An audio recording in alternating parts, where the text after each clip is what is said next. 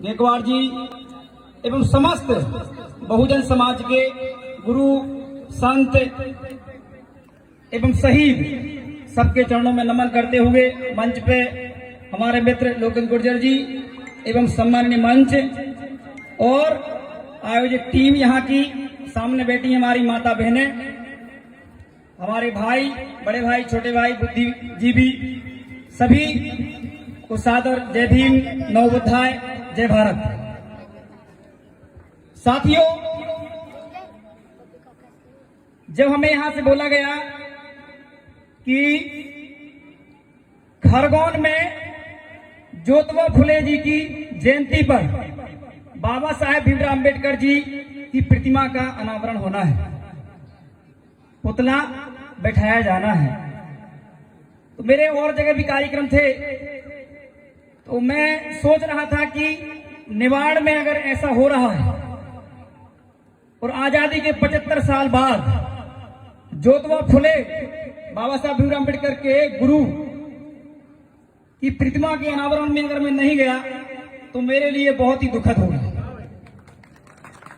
और मैं आपके बीच आया हूं, बिल्कुल हमारे सावंत भाई जी ने और हमारे बिरला साहब ने बहुत कोशिश की और इसके बाद फिर मैं आया।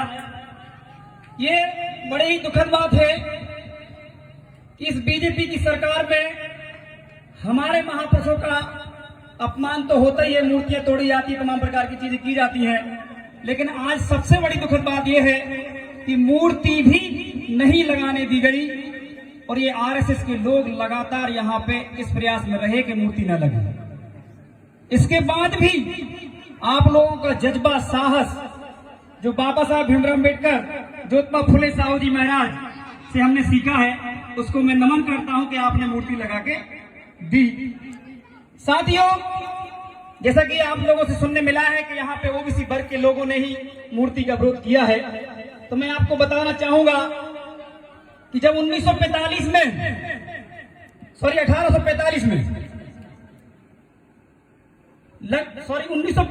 लगातार बाबा साहब भीमराव अंबेडकर ये प्रयास कर रहे थे कि सभी को बराबर प्रतिनिधित्व मिल जाए, क्योंकि भारत आजाद होने वाला था। आप समझना ओबीसी कितना ना समझ है, क्यों आपसे डरता है। उस समय जब साइमन कमीशन भारत में इस बुलाए गए थे बाबा साहब अम्बेडकर गायकवाड़ महाराज जी के द्वारा कि आप आइए, भारत आजाद तो होने वाला है, लेकिन ऐसा ना हो कि मनुवादी सिस्टम में पुनः अकड़ जो जकड़ जाए। मनुवादी सिस्टम मतलब छुआछूत, ऊपर नीचे की भावना, मैं छोटा हूं तुम बड़ा है, तमाम प्रकार की जो व्यवस्थाएं थी। तो बाबा साहब भीमराव अंबेडकर चाहते थे कि जो व्यवस्था हमारे एससी और एसटी को मिल रही है वो व्यवस्था हमारे ओबीसी को भी मिले। इसलिए साइमन कमीशन जब आए इस पूरे देश के अंदर और एक प्रचार प्रसार किया कि मुझे बताइए कि कौन परेशान है कौन नहीं, तो यही जो चुटैयाधारी है मनुवादी लोगों ने ये कहा कि देखिए वो तो भीमराव अंबेडकर आपको छोटी भाषा में माफी चाहता हूं, चमार बसोर बनाने आ रहे।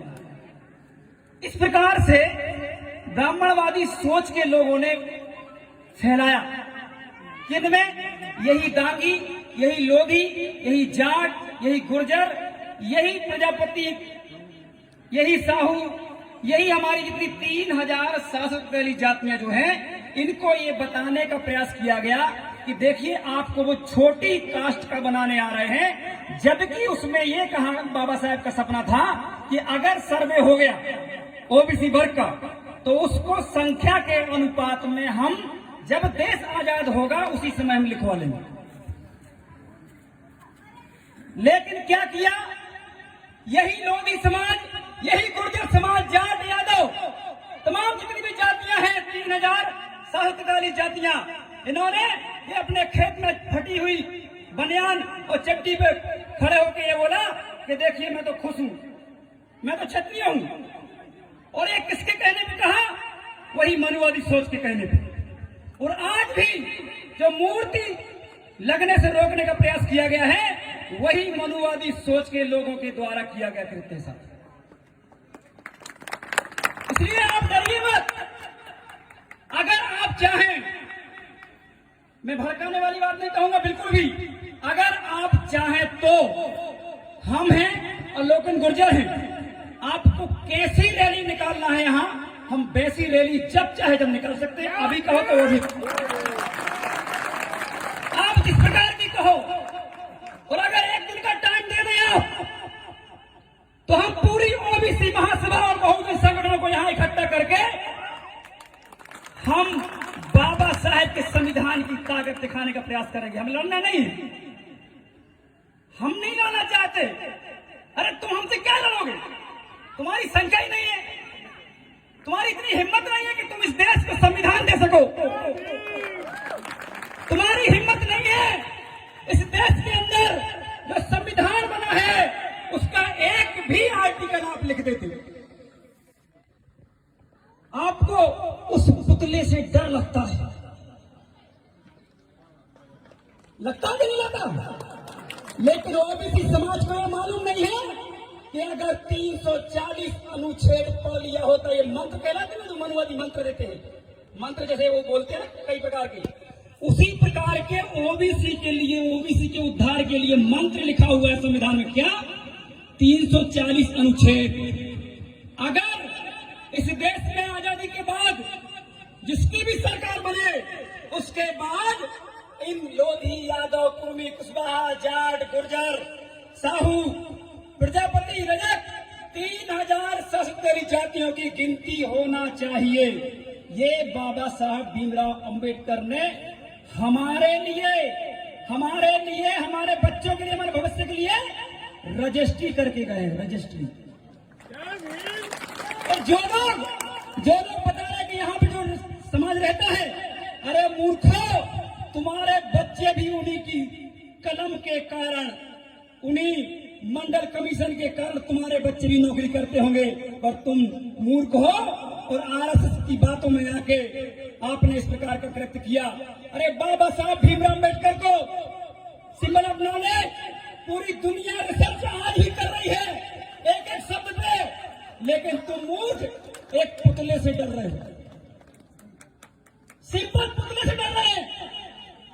आप विचार करिए, आज ज्योतिबा फुले साहब की जयंती है।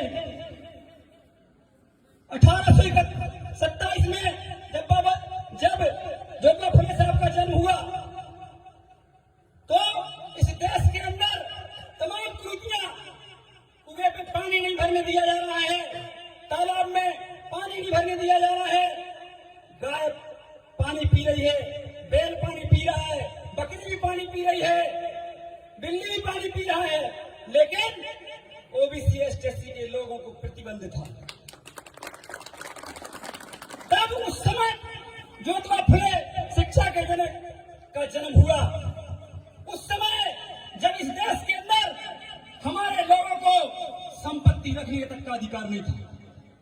अगर बलात्कार कोई कर दे ऊपर की कैटेगरी के लोग, तो कोई सुनवाई नहीं थी, कुर्सी पे बैठने का अधिकार नहीं था।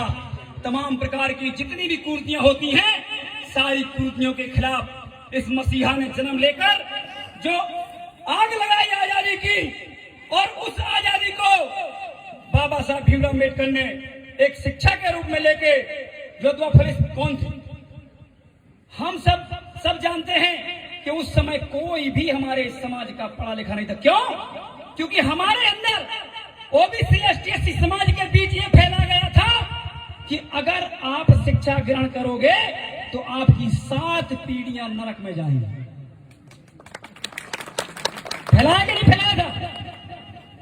ये लोग गांव तमाम प्रकार की बैठकें बना के हमारे बुजुर्गों को ये बोलते थे कि काहे पढ़ा रहे हो ज्योतिबा को, ये पढ़ जाएगा तो तुम्हारी 7 पीढ़ियां नरक को जाएंगी। अब क्योंकि परंपरा बन गई, अब लगातार जब तुम एक ही चीज को लगातार करते जाओगे तो वो परंपरा कहलाती है। तो लोगों ने मान लिया कि अगर शिक्षा ग्रहण करोगे तो 7 पीढ़ियां कहां जाएंगी? नरक में। ये कहां लिखा है? मनुस्मृति में। और ये किसका ग्रंथ है? ब्राह्मणवादी व्यवस्था का ग्रंथ है, जिसमें हमको गुलाम अछूत कहा गया, जिसमें हमें सिर्फ गुलामी करना है, और उस गुलामी के बदले अगर आपने रोटी दे दी तो ठीक है, नहीं तो उसके बाद भी हमें गुलामी करना है। इसके बाद ज्योतिबा फुले जी ने इसके लिए संघर्ष किया।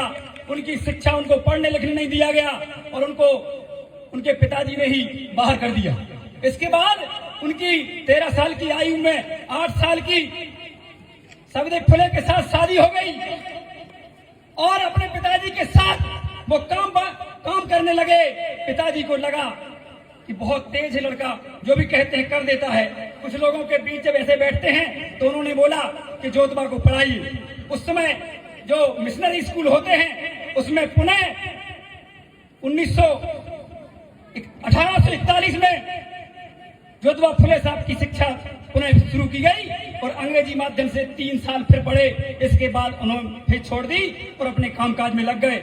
उसी बीच में जो घटना हुई 41 में, एक शादी में बाबा साहब एक शादी में ज्योतिबा फुले उनके ही मित्र की शादी में गए तो उनके साथ जो व्यवहार किया गया उसको मैं बताना चाहूंगा।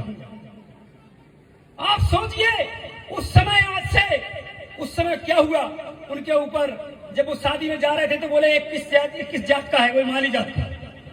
माली तो बोले शूद्र है, तो शूद्र जाति का कैसे आ गया? ब्राह्मणवादी व्यवस्था बहुत खतरनाक है, आप भी जानते हैं। आज भी नहीं घुस सकते आप उनकी शादी ब्याह में, पहले की तो छोड़ दीजिए आप। तो उनके साथ जो किया गया, उनको प्रताड़ित किया गया, जूतों की माला पहनाई गई और ज्योतिबा फुले इसके बाद वो घर जाने लगे कि मैं जाके मर जाऊंगा, ऐसे समाज में नहीं जीना है। लेकिन साथियों, जब वो जा रहे थे तो उनके सामने एक हांडी और आगे पीछे झाड़ू पहने हुए कुछ लोग चले जा रहे थे। क्योंकि ज्योतिबा फुले बहुत चंचल माइंड के थे। उन्होंने कहा ये क्या है? तो बोले साहब यहाँ पे उनकी शादी बारात गई है और लौट के आएगी। अगर हमारा थूक अगर नीचे चला गया और पैर के अगर निशान बन गए तो उनकी शादी अब अपवित्र हो जाएगी और हमें पाप लगेगा। ज्योतिबा फुले साहब ने तुरंत अपना डिसीजन चेंज कर दिया कि अब मैं मरूंगा नहीं, अब मैं इस व्यवस्था के खिलाफ लड़ूंगा जिस व्यवस्था ने 4000 साल से हमारे समाज का सुर अत्याचार किया था। और उसके बाद ये परिवर्तन आया। उन्होंने माता सविता फुले को पढ़ाया, प्रथम स्कूल खोला, फिर द्वितीय स्कूल खोला और फिर इसके बाद जब हमारी माता बहनें बैठी हैं, माता बहनों को पढ़ाने के लिए कोई नहीं था भारतवर्ष में।